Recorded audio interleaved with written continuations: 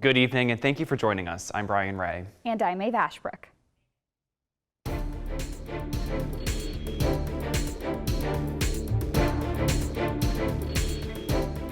Today, Elon University reported no new cases of the coronavirus for the second day in a row, the longest streak without a new case since August 25th. In Alamance County, the state reported 26 new coronavirus cases, and the state of North Carolina reported over 1,000 new cases. For the latest coronavirus numbers anytime, visit elonnewsnetwork.com/coronavirus. Beginning today, residents in Carolina, Smith, West, and throughout the East neighborhood are assigned to a specific bathroom and stall to further contain the number of shared spaces amid the pandemic. Director of Residence Life, Marquita Barker, says this new assignment is something other schools have recently implemented and feels this was important to apply to further enhance safety precautions. Elon freshman and Carolina resident Emily Giuliano says while she hadn't heard any complaints before the change, she thinks it'll help slow the spread. I felt totally safe. I was actually really happy to be back at the gym because I haven't been at a gym since pre-COVID, so it was nice to be back. Residents received an email last week with their bathroom, sink, and stall assignments, and today there were markers put into those facilities. Barker says the change will remain in place for the rest of the semester. Elon senior Jay Tiemann is a member of the Instagram account ElonRoses, which stands for Revolutionizing Our Student Experiences at Elon. The platform posts concerns with the Elon administration's response to coronavirus. After seeing large gatherings during move-in weekend, Tiemann opted to take classes online this semester. My personal anxiety was just too high, especially living off campus and seeing so many parties happening the first few nights before classes even started, and I just knew this wasn't an environment where I would feel safe. Tiemann says he is frustrated with the administration forcing students to live off campus if they chose to work remote, saying he feels isolated at home. Campus Recreation and Wellness reopened its facilities to the Elon community today after North Carolina moved into phase 2.5 of the COVID-19 reopening plan on Friday. Our Courtney Weiner is live outside the Quarry Fitness Center with more. Courtney? Thanks, Brian. It's been a busy day in the Quarry Fitness Center. All 11 time slots were booked.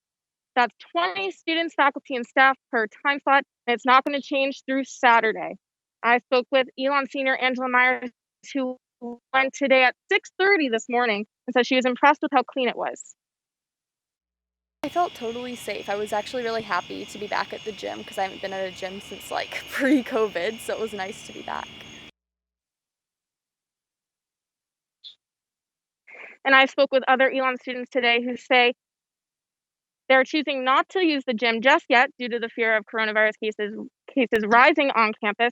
Other students say they have purchased other memberships at other gyms, and some say spot is not. Director of Campus Recreation and Wellness, Larry Mellinger, says they chose to put the capacity less than that of that Governor Cooper chose, and that's just going to make it easier for students and campus rec staff. We had a cap of 20, and we're managing that in our traditional just drop in whenever you want to work out. That would have actually been more limiting to students because we would have had so many times when students came to the front desk wanting to work out and we wouldn't have been able to let them in. 100 people, that's what Mellinger says, signed up in the first 5 minutes of registration opening on Thursday. If you are looking for a spot to sign up, it's already booked, you can get on the wait list, but if you want to sign up for next week, you can sign up starting at noon on Thursday. Brian and Maeve, back to you. And Courtney, thank you so much. While some gyms remained open during North Carolina's stay-at-home order, others moved to Zoom classes and outdoor workouts. For Burn Boot Camp member Emily Lyons, she says the Zoom workouts just weren't the same, leaving her feeling depressed and unmotivated. She voiced her concern on the gym's Facebook page and says she was overwhelmed by the response. The support I got was it literally made me cry. Just people were private messaging me, and just the comments, it was really overwhelming. It was really what I needed. But putting myself out there, taking that step was hard, but needed. Now back to working out with the support of Burn. Lyons says she feels she has the mindset to tackle a tough exercise and other stresses that come up in her day.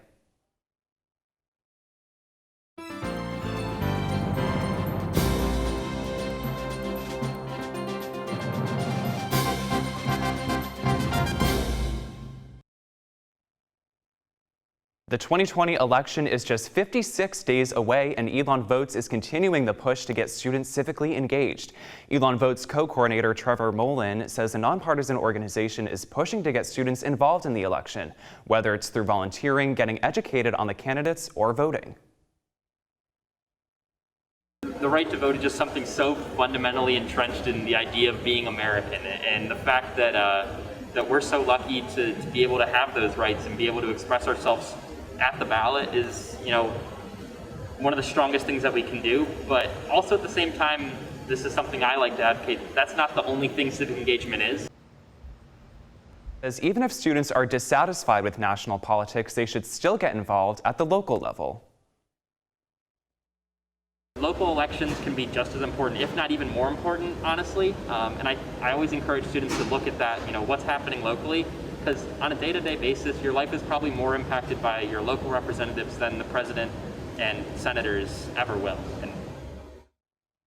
Elon Votes has a new office in Mosley 105F, which is in the Student Center, and regularly sets up a table at Speaker's Corner during college coffee on Tuesday mornings.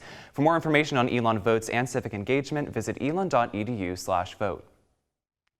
With the deadline approaching to register to vote, North Carolina residents are encouraged to consider their method of voting. The process of voting by mail in North Carolina follows a few basic steps. First, voters need to request their absentee ballots by either printing a request form or using the portal on the North Carolina State Board of Elections website. The deadline to submit your request for an absentee ballot is October 27th at 5 p.m. Once voters mark their ballots, it needs to be received by November 6th at 5 p.m. It must be postmarked before Election Day. Voters can also drop off their ballots to a local Board of Elections by 5 p.m. on Election Day. And it is important to keep in mind that in North Carolina, voters do not need to submit a reason for wanting to vote by mail. Alamance County voters should note that in addition to the national and state elections, the Alamance County Board of Commissioners, Register of Deeds, Board of Elections, and Soil and Water Conservation District Supervisor are all up for election this November. For more information on the upcoming election, visit elonnewsnetwork.com and click the Politics tab. President Trump is speaking in Winston-Salem tomorrow as part of his 2020 campaign. He'll be at the Smith Reynolds Regional Airport at 7 p.m. Doors open at 4 p.m. and the event will also stream live on the president's website for registered attendees. As the pandemic puts classes online, sorority recruitment will also take a new form this winter. Instead of going from house to house, this year's Panhellenic recruitment will take place from Zoom room to Zoom room. Elon Senior and Panhellenic's Vice President of Recruitment, Sarah Burton, says while the process will look different, its structure will stay the same. Even though it'll be, from the comfort of our own homes, I'm still confident that the potential new members and the members of the chapters are going to be able to have those same conversations and get to know one another. For freshman Sarah Dodman, one of the reasons she chose Elon was because of Greek Like's active role on campus. Now that Panhellenic recruitment is online, she is worried about the awkwardness of meeting girls virtually. I just got a little bit more nervous about it because it's a lot harder to make personal connections over online, because a big part I feel of recruitment is making connections with the people you're talking to. So I just feel like it's going to be a little bit harder now. Burton says she is working with each of Panhellenic's 10 sororities to finalize details and dates for recruitment. After the break, how one student is using his dark past to shine light on mental illness during Suicide Prevention Month. And how counseling services is adjusting to remote work on campus.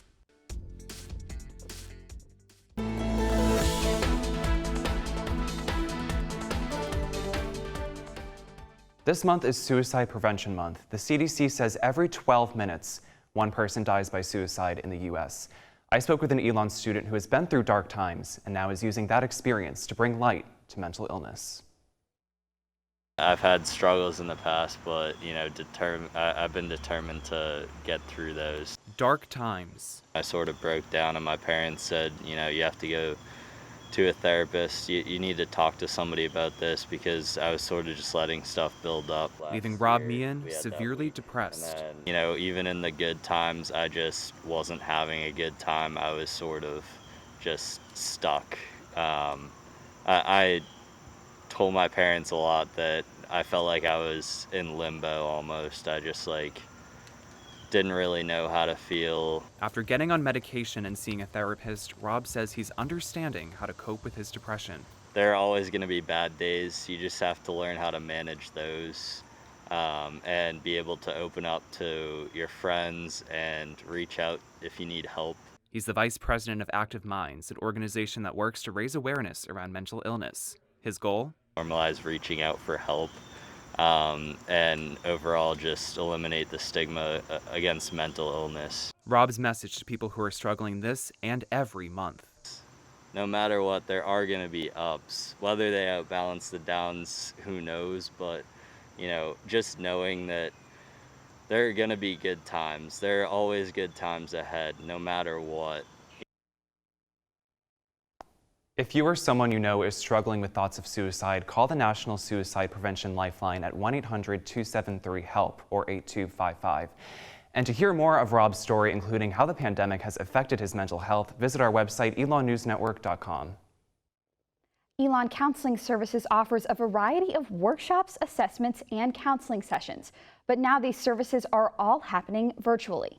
Counselors are using telemental health to meet with their students, a HIPAA-compliant face-to-face platform.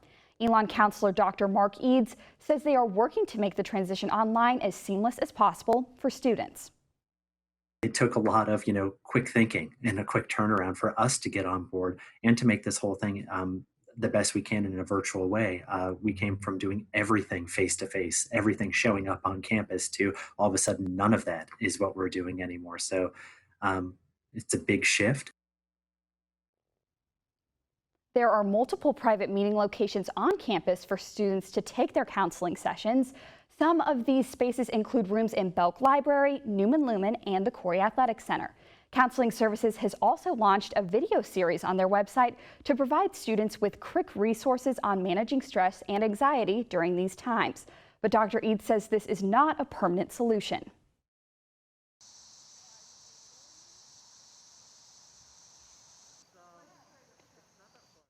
Students who need to make an appointment with Counseling Services can call their office at 336-278-7280 or visit their website to get more information. Assistant Professor of Dance Renee Aumiller says her role as a teacher has been turned upside down because of the coronavirus pandemic. While all of her current classes are in person, she still has some students who are learning remotely via Zoom. Aumiller says she is still adapting to the new work she has to do. That's our ultimate goal, is to get back to seeing students in our offices in a face-to-face kind of way. We apologize for the technical difficulty, but Aumiller says she is impressed with Elon's resiliency and hopes to continue working through any more challenges. And to celebrate Labor Day, Grammy-nominated folk singer Josh McClutchin is performing in McCrary Theater tonight at 7:30, just over an hour away. There are a limited number of seats available for students, faculty, and staff to attend the concert while social distancing and wearing masks.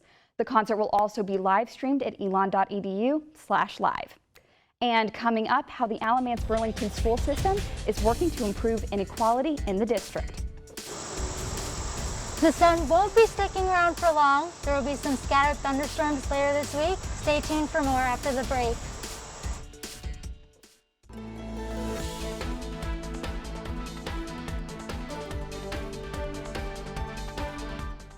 The Alamance Burlington school system is set to release employee demographics for the 2020-2021 school year in less than a month. Our Emery Eisner has more. The Alamance Burlington school system is one of the larger school districts in North Carolina, with nearly 23,000 students across 36 schools. According to the National Center for Education Statistics, the ABSS student body from 2014 to 2018 consisted of 65% white students and 35% students of color. But the teacher and employee population in ABSS has not historically reflected the same amount of diversity.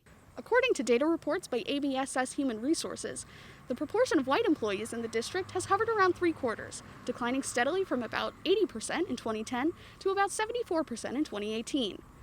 Both Executive Director of ABSS Human Resources Dawn Modron and Public Information Officer for the district Jenny Faulkner attribute a national decrease in teacher program enrollment to the declining pool of employee candidates.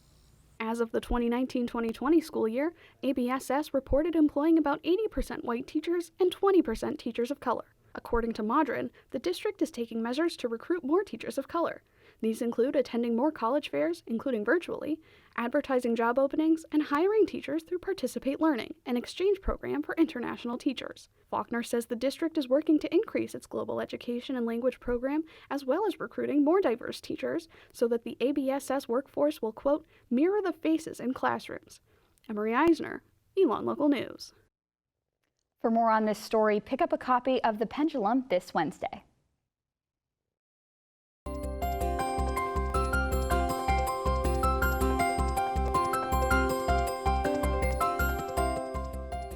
And Brian, I don't know about you, but today was beautiful.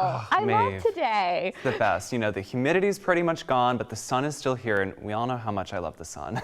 Oh, Brian does love the sun. Big Brian loves the beach, but our Christine Guido, even though not necessarily beach weather, is here under the oaks to give us your Phoenix 5-day forecast. Christine? Thanks, Maeve and Brian. I'm currently outside under the oaks where it's 85 degrees and sunny this Labor Day. As we move on into the week, Tuesday, we'll see some more clouds with a high of 87 and a low of 71 degrees. Before heading to class on Wednesday, you may want to grab your raincoat because of scattered thunderstorms throughout the day. Thursday and Friday, there will be some clouds, but expect breaks of sunshine here and there with temperatures in the high 80s. As we roll into the weekend, you will need that raincoat again. Expect to see some more scattered thunderstorms with a high of 80 and a low of 68 on Saturday. Thank you, and back to you in the studio. Alrighty, well, coming up, how some seniors on the football team are leading through a period of uncertainty. And how Burlington Mayor Ian Baltudis is celebrating National Beer Lovers Day.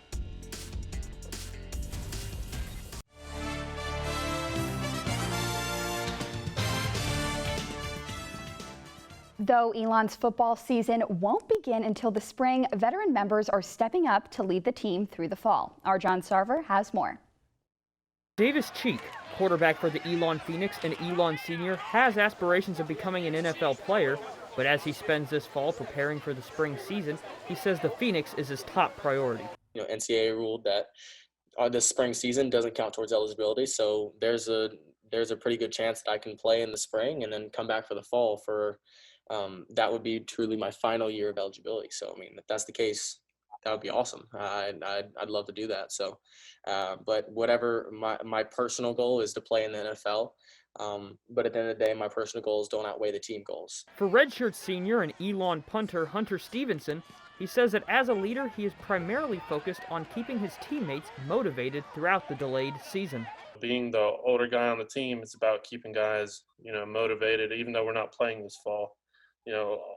Based off of what I've seen, I can teach these guys that, we've got a great team, we've got a great coaching staff, and it really only gets better from when you come in freshman year to, when you get to my age. As the team navigates the fall and prepares for the spring, Elon head coach Tony Trisciani says he is impressed with the seniors and the leadership they are showing. As challenging as it's been, those guys have really, focused on what's important, and that's, team unity, player development, and healthy habits, keeping COVID out of our locker room. So really those three things are what we've been focused on, and our guys have really stepped up. For now, Trisciani says the team will focus on getting stronger physically as the new season draws near in the coming months. John Sarver, Elon Local News. And for more on this story, be sure to pick up a copy of The Pendulum on Wednesday. This Labor Day also falls on the same day as National Beer Lovers Day, and Burlington Mayor Ian Baltudis shared his passion for brewing with ELN. Baltudis learned how to homebrew with friend Mark Saxon after graduating from Elon in 2008. The hobby grew into the Burlington Beer Works Cooperative, which allows anyone to be a part owner of the co-op for $100. We started inviting folks over, had an informal get-together on Sundays in our kitchen and back patio, and people quickly started asking us when we were going to open a brewery. And so that's where the idea first took hold. Baltudis has brewed more than 250 batches of beer. He quickly saw that beer brought people together in conversation and community when around the boiling brew kettle. Really enjoyed the process of letting folks be hands-on and learn how to brew. And that's that's what kept us going and kept bringing more and more people into the fold as they're interested in how we make beer here in Burlington. We're excited to see how this has become this community gathering space in the center of our city. Balchutis encourages people to celebrate the big day at the source with those who make and appreciate beer in its purest, precious form. Now, Maeve, as the only 21-year-old on the screen right now, let me say, I'm excited for this holiday. That's Brian. How are you going to celebrate tonight? You can do anything? This is a good question. I'm not sure, but I will say I did go to the beer cooperative over the weekend with Jack in our control room, and the beer is fantastic, so they're really doing a good job over there. All right, and that is all the news we have for you this evening. Thank you so much for joining us. For all the news you need to know when we're not on the air, visit our website, elonnewsnetwork.com. And be sure to follow us on social media at Elon News Network. Have a great night, Elon.